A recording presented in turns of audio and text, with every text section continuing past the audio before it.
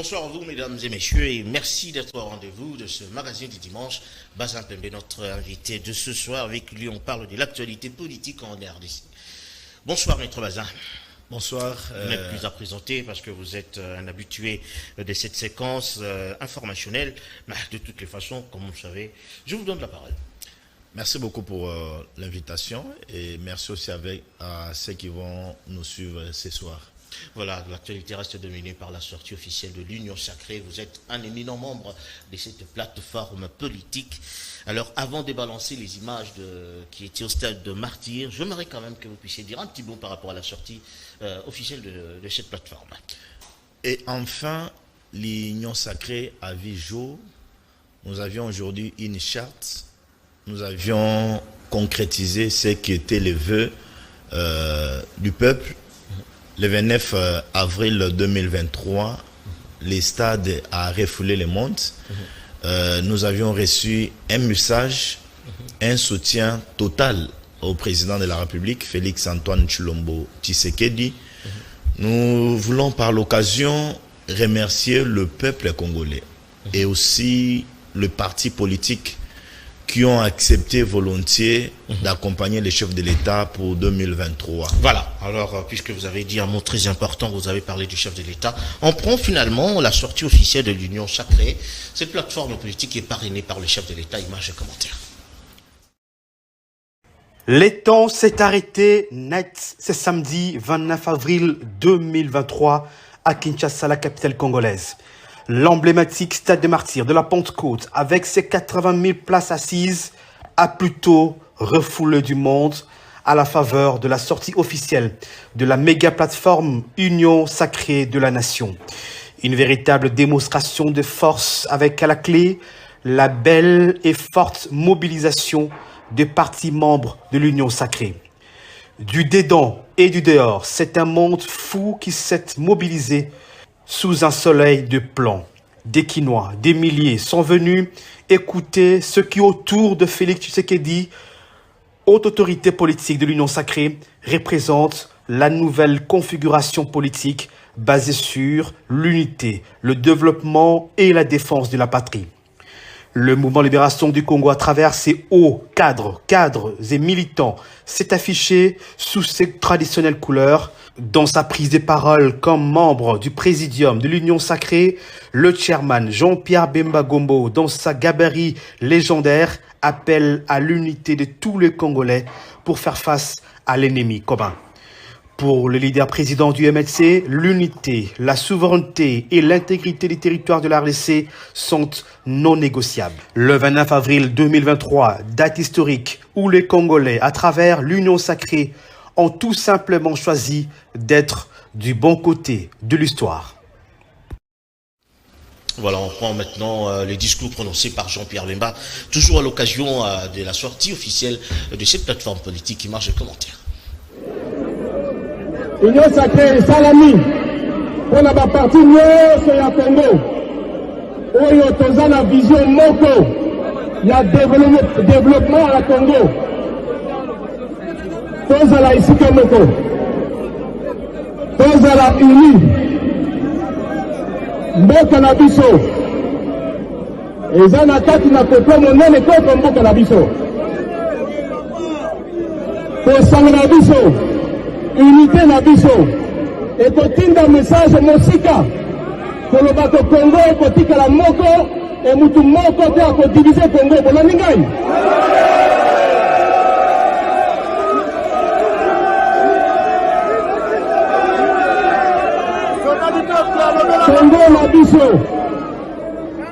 Congo na biso ekotikala uni, unité ya Congo, souveraineté ya Congo, intégrité territoriale ya Congo, ezali non négociable. Moto moko akolongola biso biloko misato wana te.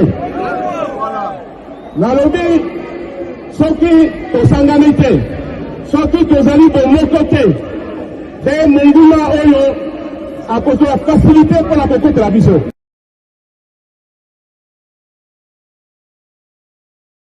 On reste encore dans cet élément pour parler encore une fois de plus de Jean-Pierre Bemba qui a introduit Félix-Antoine Tshilombo Tshisekedi comme visionnaire du projet intégral de la République démocratique du Congo. Image commentaire. makanisi na ye ezali banda Congo tina butu likolo ya Congo. Makanisi na ye banda Congo tina butu ezali mpo na bolamu ya bapopulation ya Congo. Yango nalobi tokozala nsima na ye bitumba oyo ezali mpona totikala bomoko. Kombo na ye nani? Kombo na ye nani? Kombo na ye nani? Yango nalingaki na yo mpe ezali Fatou Beton azali na makanisi mpo na Congo. Tokotelema biso nyonso nsima na ye mpo na tokende liboso. Nazoloba mpo na bakongole nyonso, ezala ya nord, ya sud, ya este, ya ouest, ezala mpe ya opposition na oyo totabwana te, tozala bomoko, totinda liboso enemi na biso wanda ye kotungola biso libanda, tozala bomoko. Nde apres tokotala baproblème na biso kati na biso, mais pour le moment tozala bomoko. Bolani ngai namoni mwa ezali makasi na mikolo ete ezali koya na maponami ezali koya, tozala baverité mingi ya koloba mpe bokoyeba esika banguna ya Congo esika bazali.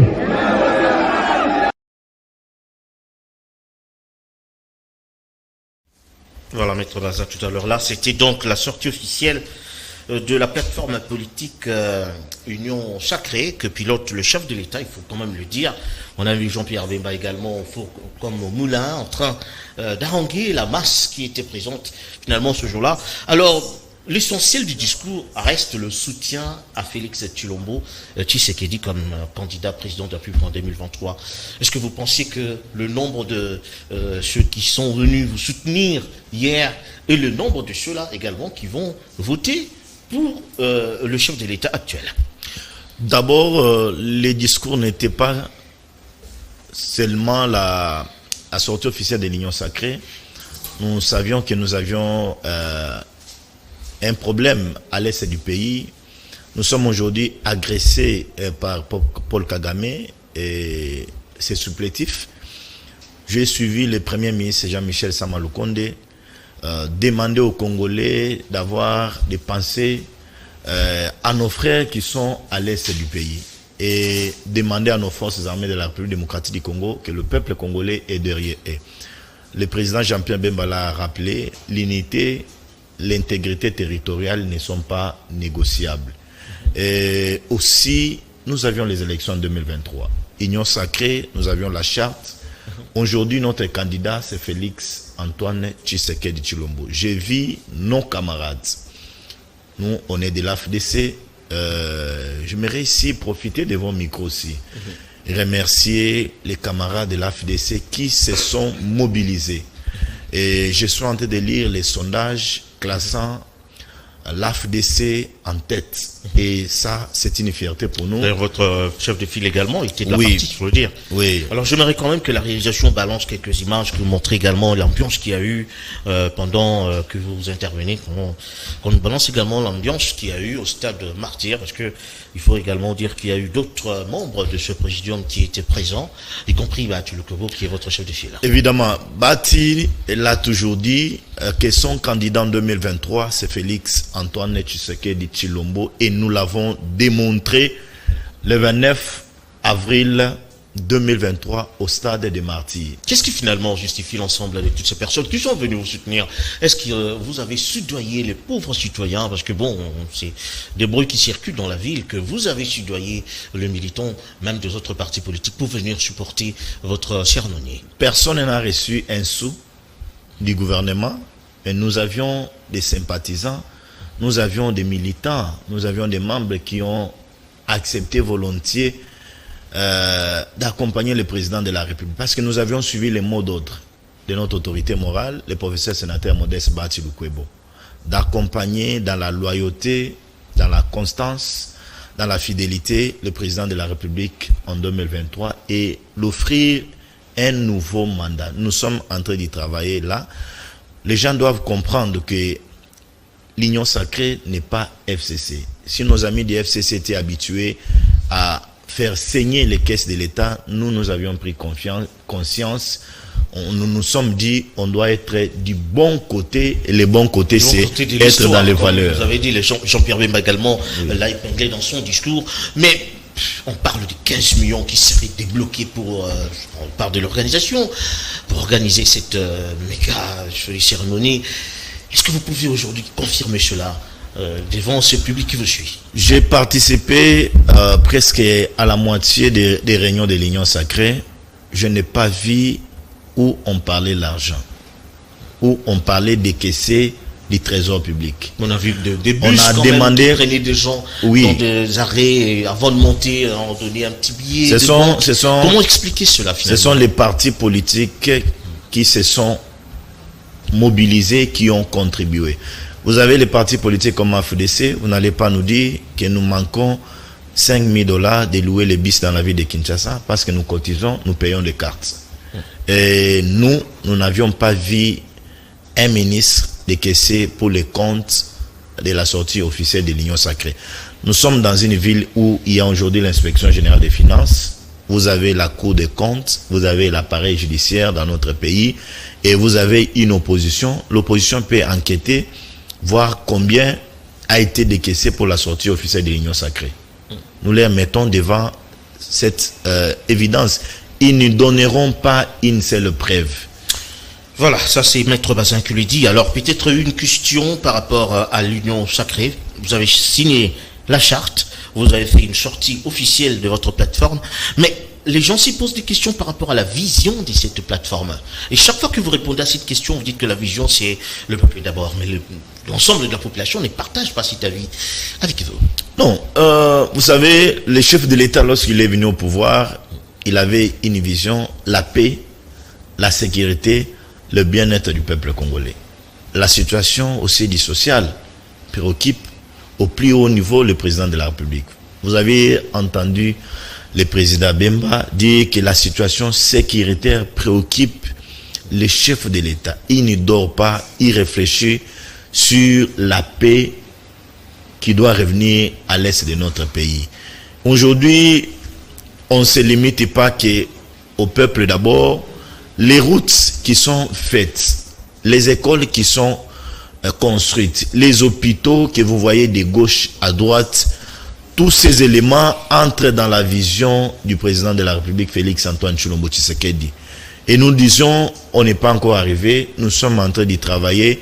Nous avions intérêt à relever les défis parce que nous avions trouvé le Congo hier dans un trou et il faut travailler. Nous sommes en train d'y travailler. C'est pourquoi nous avions dit, nous sommes des bons côtés de l'histoire et nous allons faire entrer la République démocratique du Congo dans l'histoire. Certes, vous êtes en train de cheminer ensemble avec plusieurs partis politiques, mais l'action politique de l'Union sacrée pose problème parce que le peuple ne se retrouve pas encore, il faut le dire, parce qu'il faut quand même dire que certes, il y a eu quelques actions qui sont menées, mais le peuple ne se retrouve pas encore. Alors comment établir la confiance entre le peuple qui attend les élections et l'Union sacrée qui lui promet le bonheur, qui n'arrive toujours pas? Non, l'Union sacrée travaille. Vous avez aujourd'hui la gratuité de l'enseignement comme nous l'avions toujours dit. C'est le peuple congolais qui se trouve derrière la gratuité de l'enseignement. Vous avez cette inspection générale des finances aujourd'hui qui était presque négligée. Le travail qu'abat l'inspection générale des finances aujourd'hui, c'est un travail loué, apprécié, même par certains de nos partenaires, même par la communauté internationale. Et je parlais tout à l'heure là des travaux qui sont réalisés de gauche à droite. Vous avez aujourd'hui certains fonctionnaires de l'État qui sont mécanisés. C'est ça, c'est la vision du président Félix. Ça, c'est le peuple congolais qui se retrouve. Ça se retrouve comme des prémices qui sont, je ne peux pas dire qui sont fausses, mais qui sont quand même à prendre avec beaucoup, je ne sais pas comment utiliser ce terme-là, avec beaucoup de réserve. D'autant plus que quand les prémices sont fausses également, il faut dire que les conclusions sont fausses. Le social du peuple congolais. C'est ça qui pose problème finalement. Est-ce que vous avez eu le temps d'évaluer les actions menées pour le compte du social, du peuple congolais qui est en train de crever jusqu'à aujourd'hui. D'abord... Parce que vous cherchez à renouveler votre confiance finalement. Est-ce que le peuple peut compter encore sur vous alors que le peuple est en train de crever de faim quand même en République démocratique du Congo? C'est un renouvellement qui est possible. Cher ami, notez, vous avez aujourd'hui une classe politique très à l'aise qui exerce ces manifestations sans toutefois être inquiété. Vous avez la décrispation aujourd'hui, si je peux dire, de la classe politique. Tous les opposants de Félix Antoine Tshilombo Tshisekedi vivent en République démocratique du Congo. Personne n'est exilé. Vous avez aujourd'hui une liberté d'expression à outrance. Aujourd'hui, même les cachots de l'année où les gens étaient arrêtés sont fermés, personne n'est plus inquiété. Maître Bazin, parlons du social du peuple congolais. Aujourd'hui, le prix sur le marché sont en train de grimper. Aujourd'hui, les salaires modiques de fonctionnaires ne suffisent pas. Il faut aller dans les hôpitaux, il faut aller dans les instituts, dans les écoles pour voir dans quelle situation, dans quel cadre les enfants travaillent. Tout ça, c'est ce qu'on appelle le social qui n'arrive toujours pas, alors que vous faites de bonnes promesses qui n'ont pas commencé d'ailleurs avec vous, avec plusieurs régimes qui sont passés. Alors, on a comme l'impression que c'est le blanc bonnet, blanc, c'est-à-dire que bon, on a déshabillé Saint-Pierre, on habille Saint-Paul, on lève à Saint-Paul, d'autant plus qu'on retrouve les dinosaures d'hier à vos côtés, le faussaire d'hier, on retrouve... Comprenez quand même ce que je suis en train de dire. Vous pouvez avoir raison dans certaines choses.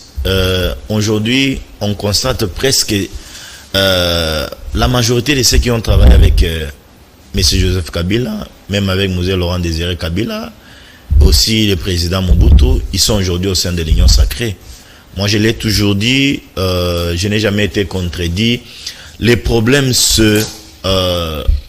nous, peuple congolais, nous avions une élection en 2023, mais les mêmes gens, les mêmes dinosaures dont vous êtes en train de faire état, ces mêmes dinosaures vont s'approcher auprès de ce peuple pour demander encore les suffrages, et vous verrez ces peuples aveuglément les accorder. Alors qu'il y a certains jeunes qui sont en train aujourd'hui de se battre, qui n'ont pas géré, ils sont clean. Mais vous verrez, par manque de moyens, ils ne seront pas élus. Et donc, c'est un problème qu'il faut beaucoup travailler dans l'opinion. Et parce que vous faites état, vous revenez plusieurs fois à la question du social. Cher ami Sylvain, ce n'est pas d'un coup qu'on peut transformer la question du social en République démocratique du Congo. Le pays a été plongé, la corruption a érigé maison, il faut y travailler et nous avions confiance. C'est pourquoi nous l'avions.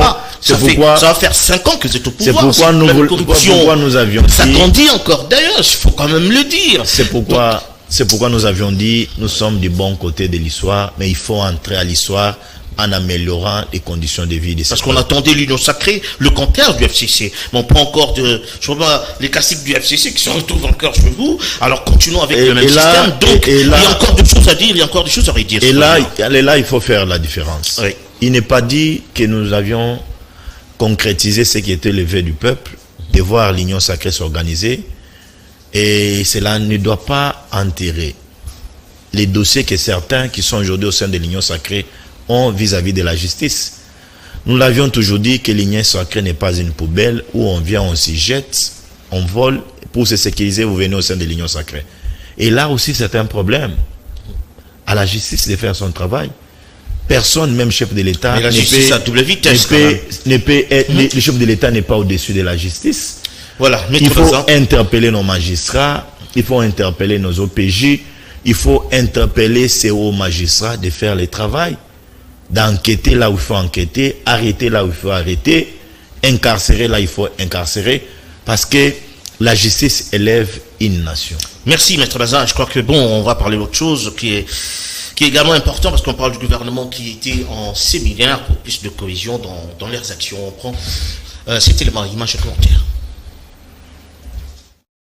Le chef des Warriors réunit ainsi pendant 2 jours toute son équipe la veille du 2e anniversaire de sa validation par le Parlement. Les 10 séminaires sera ponctué de plusieurs exposés enrichissants, occasion de partager les informations et d'échanger les expériences des uns et les autres afin de consolider la cohésion au sein du gouvernement et assurer l'exécution harmonieuse du programme gouvernemental de cette équipe appelée à apporter des réponses concrètes aux besoins de la population dans un contexte préélectoral, avec en toile de fond un second mandat pour le chef de l'État Félix Antoine Tshisekedi Tshilombo. Dans sa prise de parole avant de déclarer ouvert le présent séminaire, Jean-Michel Sama Lukonde, le Premier ministre de la RDC, a avant toute chose renouvelé ses remerciements et sa reconnaissance au chef de l'État pour la confiance placée en sa personne et qui a décidé de la tenue de ces séminaires. S'adressant aux membres du gouvernement, le Premier ministre s'est exprimé en ces termes. Ces assises, il convient de le dire, se tiennent justement sous le haut patronage du président de la République, car elles s'inscrivent dans le cadre du renforcement des capacités des membres de celui-ci, à travers les informations et les échanges fructueux, eu égard aux différents intervenants.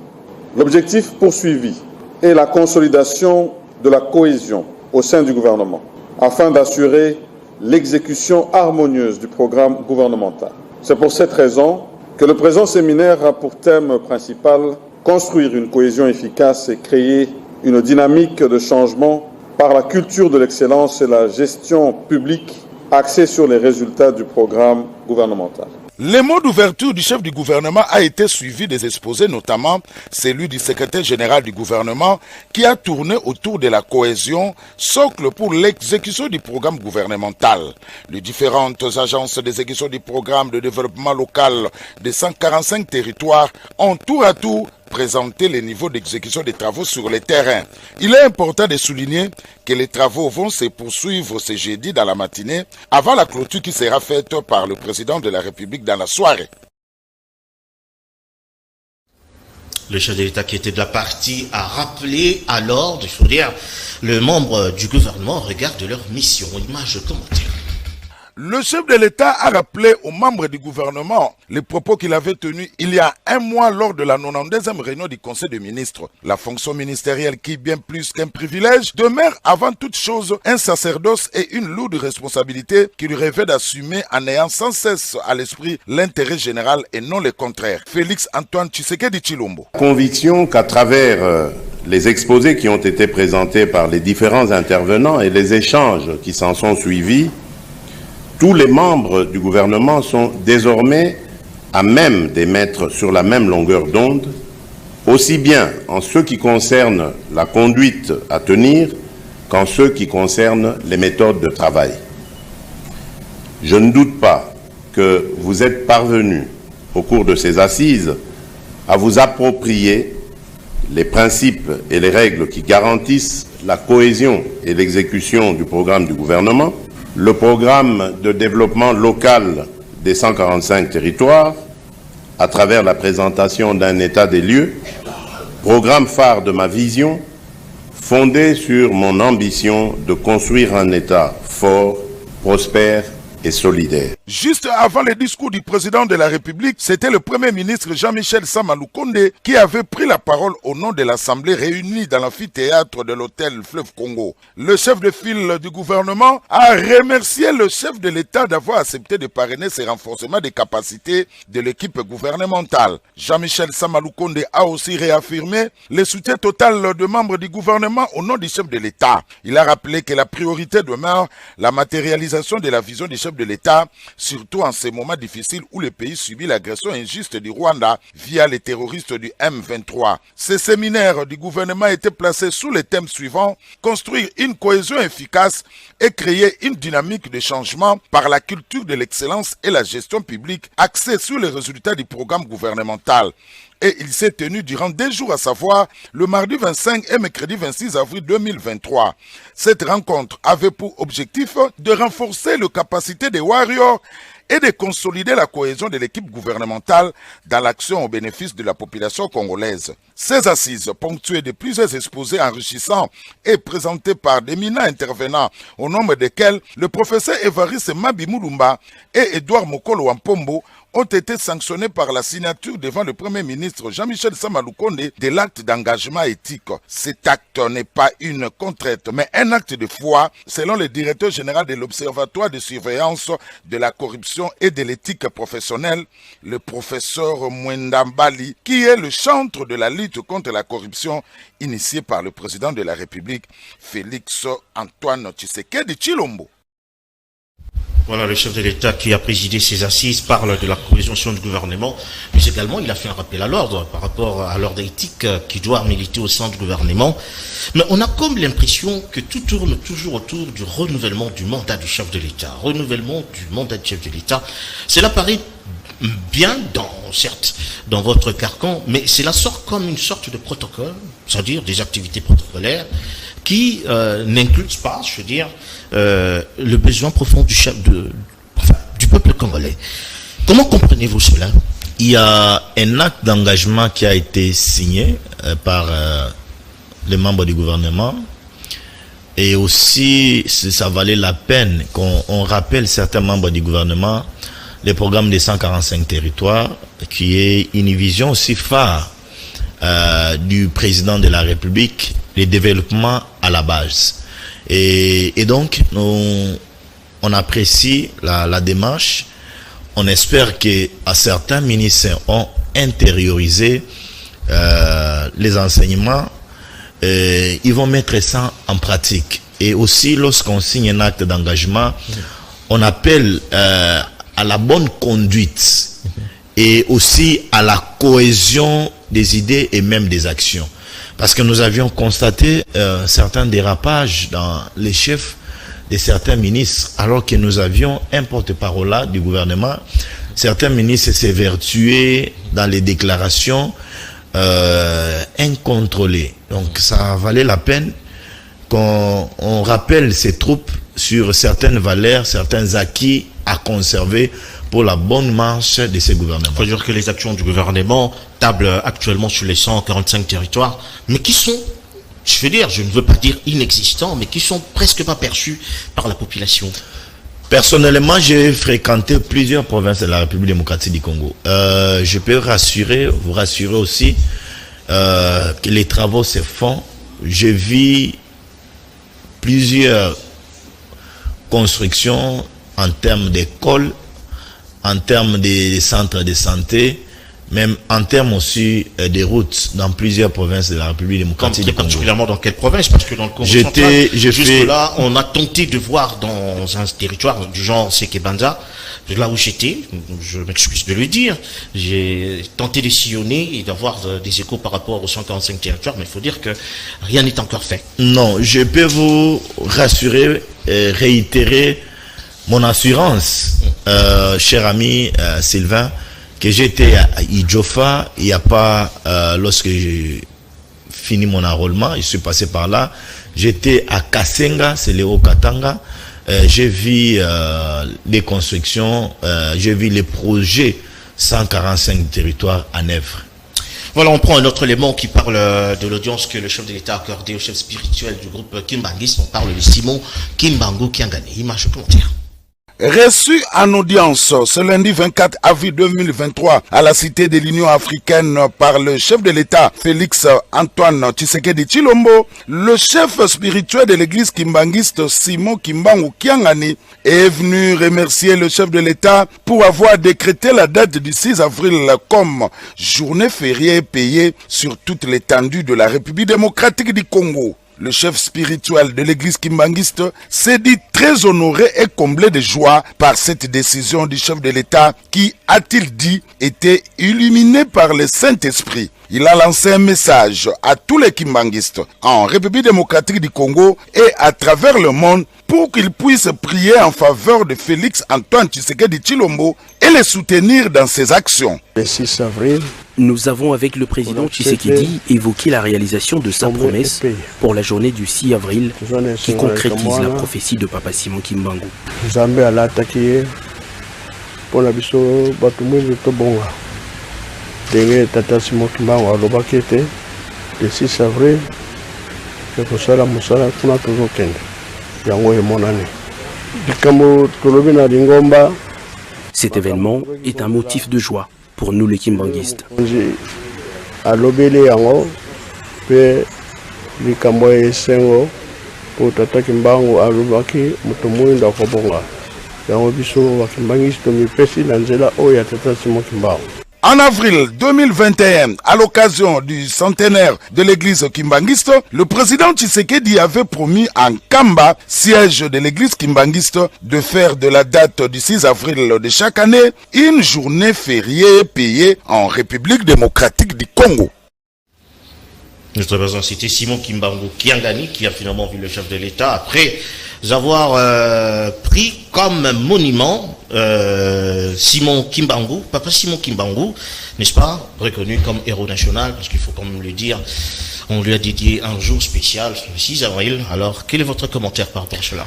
Nous avions salué dans les temps la reconnaissance par le président de la République et la journée du 6 avril.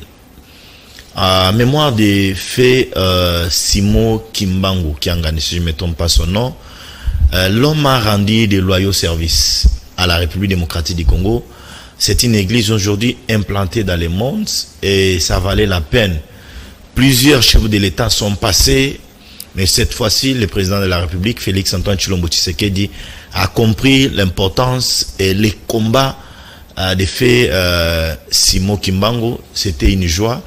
Et c'est aussi un honneur aujourd'hui, bien même que les jours fériés coûtent énormément à la République. C'est pas pour des élections, parce qu'on a dit pourquoi il a déclaré en 2021, il a attendu jusqu'en 2023 pour prononcer finalement cette ordonnance.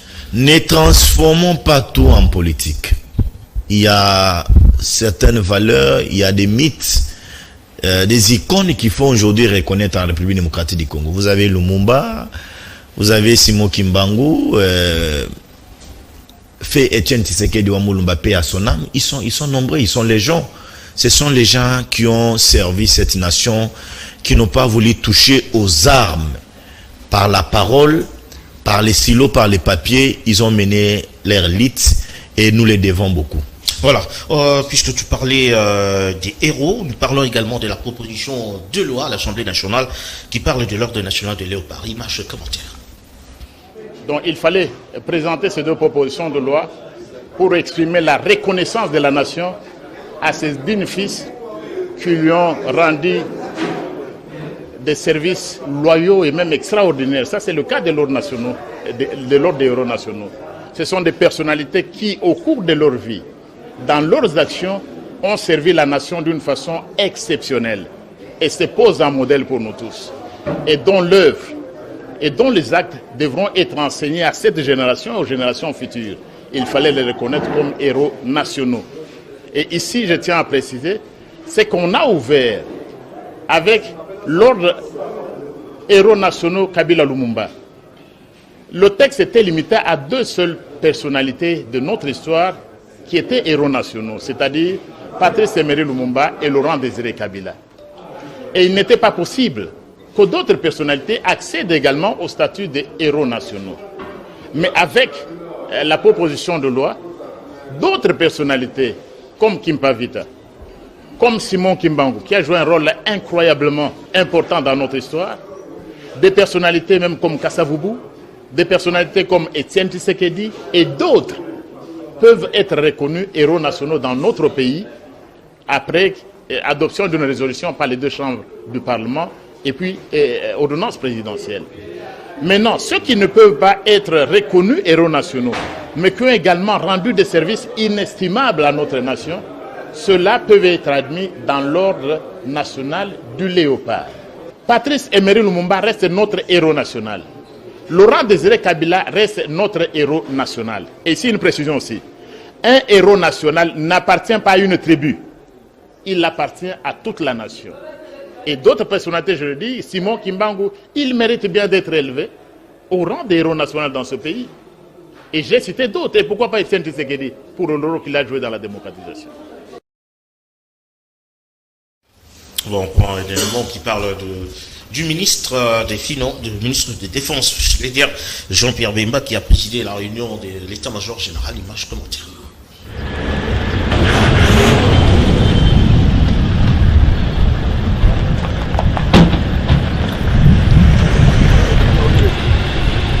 Le vice-premier ministre et ministre de la Défense nationale et ancien combattant Jean-Pierre Bemba Gombo a présidé la grande réunion de l'état-major élargie au camp lieutenant-colonel Kokolo. La réunion s'est déroulée dans la salle des réunions de l'état-major général des FARDC. D'importantes questions ont fait l'objet de cette rencontre qui a réuni autour du vice-premier ministre et ministre de la Défense nationale et ancien combattant Jean-Pierre Bemba Gombo, le général d'état-major général des FARDC, le lieutenant général Tiwewe Songesa Christian, accompagné de tous les chefs d'état-major, forces terrestres, aériennes et navales. C'est au bout de 2 heures que la réunion a pris fin, dans une ambiance conviviale. À l'issue de celle-ci, le vice-premier ministre et ministre de la Défense nationale et ancien combattant Jean-Pierre Bemba Gombo a inauguré le tout nouveau chapiteau de l'état-major des FARDC. Bref, cérémonie de haute importance. Le vice-premier a coupé le ruban symbolique, lançant par la même occasion les activités de ce chapiteau ultra-moderne qui servira de cadre pour les activités d'envergure et les autres cérémonies pour lesquelles l'état-major général des FARDC jugera opportun pour l'exploiter. Le chapiteau de l'état-major des FARDC, ouvrage moderne, possède une importante capacité. Il peut accueillir jusqu'à 1750 personnes. Il est érigé sur un espace de 40 mètres sur 20, dont la durée de vie pour une éventuelle rénovation. Il est de 20 ans. Le global pour sa réalisation est évalué à plus ou moins 400 000 $ américains pour une durée de travaux d'une année démarrée en avril 2022. Il est inauguré en avril 2023 par le vice-premier ministre et ministre de la Défense nationale et ancien combattant Jean-Pierre Bemba Gombo. Le patron congolais de la Défense, le vice-premier ministre Jean-Pierre Bemba, a clôturé cette cérémonie d'inauguration par la visite du chapiteau. Il a apprécié à sa juste valeur le travail réalisé et les résultats sont encourageants.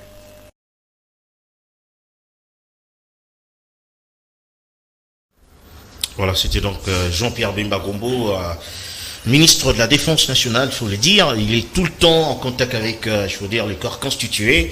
On a comme l'impression que Jean-Pierre Bemba nage comme un poisson dans l'eau, hein, dans ce domaine, je veux dire. Puisque bon, peut-être parce qu'il a été également, je veux dire, chef de file de l'opposition ou armée et tout. Il était dans ces sièges. Est-ce que cela justifie quand même cette cohésion entre lui et différents corps constitués de l'armée? Nous avions salué à l'époque sa nomination parce qu'on a compris que c'était un profil qui répondait à la défense parce qu'il maîtrise très bien les questions sécuritaires, il maîtrise très bien l'armée. Nous pouvons que l'encourager et surtout n'ignorons pas que nous avions aujourd'hui une insécurité à l'est du pays. C'est des droits lorsque je vois la communion, l'unité régner entre Jean-Pierre Bemba et l'armée. Et donc, c'est bon, nous saluons la démarche et nous saluons aussi les œuvres que pose Jean-Pierre Bemba. Il y a pas assez d'avancées quand même, je veux dire, à l'Est, parce que bon, il faut quand même signaler que l'M23 certes s'est retiré, mais il y a encore plusieurs actes de vandalisme et d'atrocité. On a comme l'impression que la guerre continue encore de plus belle. On doit retenir que ce que nous traversons à l'est du pays, c'est une guerre nous imposée. Et l'ennemi ne croise pas les bras, il multiplie des stratagèmes. Et nous sommes une république. Nous sommes appelés à sécuriser nos frontières, notre intégrité territoriale qui, dirait, c'est négociable avec personne.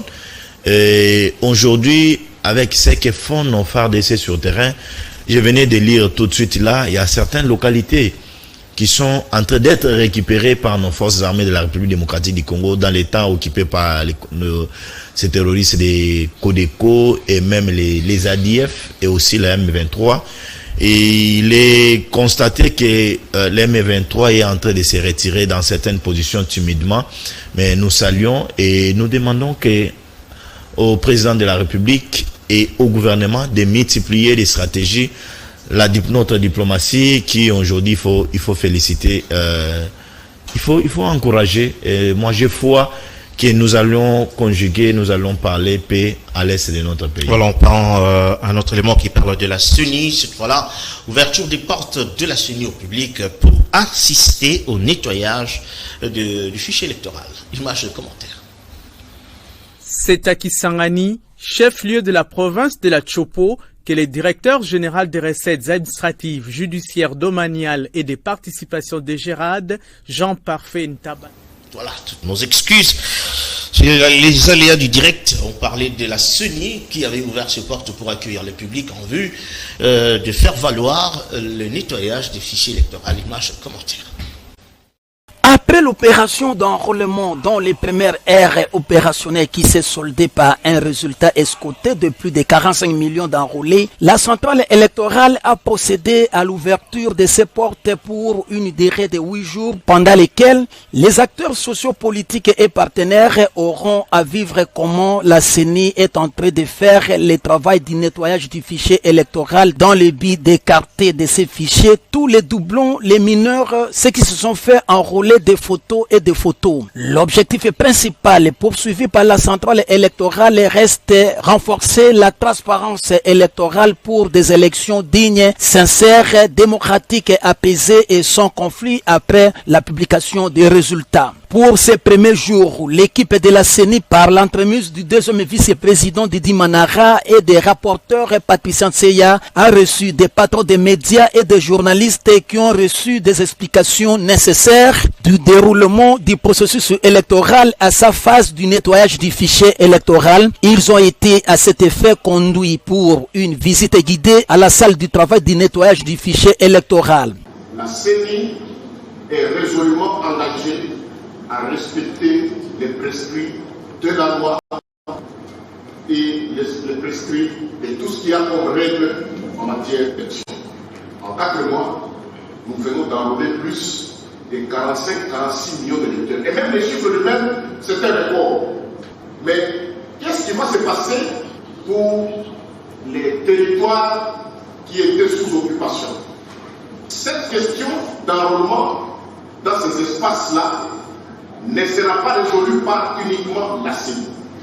C'est une question transversale qui touche aussi bien la question de société, la question sécuritaire, parce que, comme vous savez, la CENI n'a pas pu déployer ni son personnel, ni son matériel dans ces zones-là. Dans la salle du travail du traitement et du nettoyage du fichier électoral, une sorte d'audit éterne, les patrons des médias et les journalistes ont posé des questions. L'équipe de la CENI les a réservé des réponses appropriées. Voilà, on parle maintenant de la DGRAD qui mobilise ses agents et cadres pour atteindre les assignations de l'exercice 2023. Image de commentaire. Jean Parfait Ntaba Murandikire a entamé le 9 avril 2023, sur instruction du ministre des Finances Nicolas Kazadi Kadima, une tournée d'inspection des services de sa régie financière dans l'ex-province orientale. Cette mission de 10 jours est la suite logique de celle qu'il avait effectuée au mois de mars dernier dans le Haut-Katanga et le Lualaba. Mercredi 12 avril 2023, le directeur général et sa suite ont mis le cap sur Isiro, chef-lieu de la province du Haut-Ouélé. Ici également, Jean Parfait Ntaba Murandikire s'est prêté au même exercice pédagogique. À ses collaborateurs à plus d'assiduité au travail ainsi qu'au respect des textes légaux et des procédures recommandées dans la mobilisation des recettes. De retour à Doko, il a animé une séance de travail avec la FEC, Kibali Gold Mine et ses sous-traitants, ainsi que le service d'assiette. Jean Parfait Ntaba Murandikire a clôturé sa tournée par la province de l'Ituri, où il s'est encore exprimé devant ses cadres et agents. Il les a exhortés à travailler d'arrache-pied pour donner à l'État congolais les moyens de sa politique, en mobilisant davantage les recettes au profit du compte général du Trésor public. Et que donc, comme tous les services générateurs de recettes sont concernés, nous allons faire notre réunion d'évaluation de l'exercice 2022, de fixation des priorités pour l'exercice 2023 par rapport nos assignations budgétaires, mais également on doit parler de nouvelles mesures qui sont retenues dans la loi de finances de l'exercice 2023 et parler également des réformes qui se développent au sein de la DGCAP, notamment en matière de digitalisation. Au deuxième jour de sa mission, il a tenu une séance de travail avec les opérateurs économiques affiliés à la FEC et les... Voilà. On prend un élément qui parle du 24 avril 1990, le chef de l'État du deuxième régime. On parle du feu maréchal Mobutu qui avait tenu son discours, qui avait instauré la démocratie en RDC. Moi, je commentais. Tous les fils et toutes les filles de notre pays, membres ou non d'un parti, doivent se reconnaître en lui. Et quoi qu'il arrive, en sa qualité de chef, se situant au-dessus de la mêlée, il s'engage à demeurer le dénominateur commun, c'est-à-dire le rassembleur, le pacificateur et l'unificateur.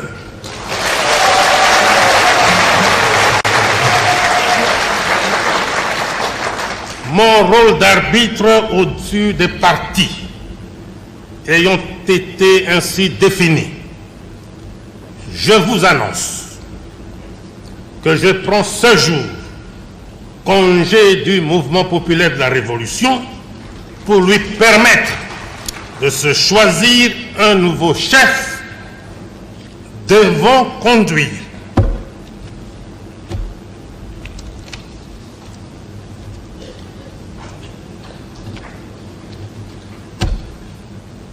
comprenez mon émotion. Voilà, on a compris l'émotion du feu maréchal Mobutu avec toi, Maître Bazin. C'était en 1990, le chef de l'État de l'époque, le maréchal Mobutu, avait tenu ce discours qui reste mémorable, qui a permis finalement la démocratie en RDC. 33 ans en un mot, qu'est-ce qu'on retient après? Nous avions aujourd'hui un pluralisme politique en République démocratique du Congo. Et nous nous souvenons de certaines œuvres de maréchal Mobutu. Et aussi, c'est parmi les présidents qui ont écrit l'histoire de la République démocratique du Congo. Vous aviez plusieurs bâtiments aujourd'hui au Congo. C'est sous Mobutu que nous avions tous ces bâtiments. Et nous serons contents un jour que son corps soit ramené ici en République démocratique du Congo, parce que le chef de l'État l'a fait avec honneur, voilà. Patrice Emery Lumumba. Très bien, alors nous sommes pratiquement à la fin de ce magazine. J'aimerais quand même que vous fassiez un mot de clôture pour ça. D'abord, c'est vous remercier, cher ami Sylvain. Merci. Et aussi, j'aimerais par l'occasion remercier nos camarades AFDC et aussi regroupement politique AFDCA, qui avions compris les messages de notre autorité morale, qui nous a interpellés, demandé de nous mobiliser pour répondre à la journée du 29 avril 2023 pour la sortie officielle de l'Union sacrée. Nous avions démontré comment est-ce que nous sommes capables. Nous avions démontré que nous sommes la toute première force politique en République démocratique du Congo. Nous n'allons pas nous limiter que là, il y a les élections en 2023. Nous allons continuer à travailler, nous allons continuer à redynamiser nos bases, nous allons continuer à fidéliser notre approche avec la population, parce que nous voulons offrir au président de la République une majorité écrasante avec notre autorité morale, le professeur sénateur Modeste Bahati Lukwebo. Voilà, c'était donc Maître Bazin qui est secrétaire national en charge de la réinsertion professionnelle et de stratégie du parti AQC. Merci beaucoup pour l'invitation. Merci également à vous qui nous avez suivis de partout. Merci à Serge Makoso, Couparbola, Rudi Luadieu, ainsi que sur les Boyaux. On se retrouve prochainement. D'ici là, portez-vous bien. Bonsoir chez moi.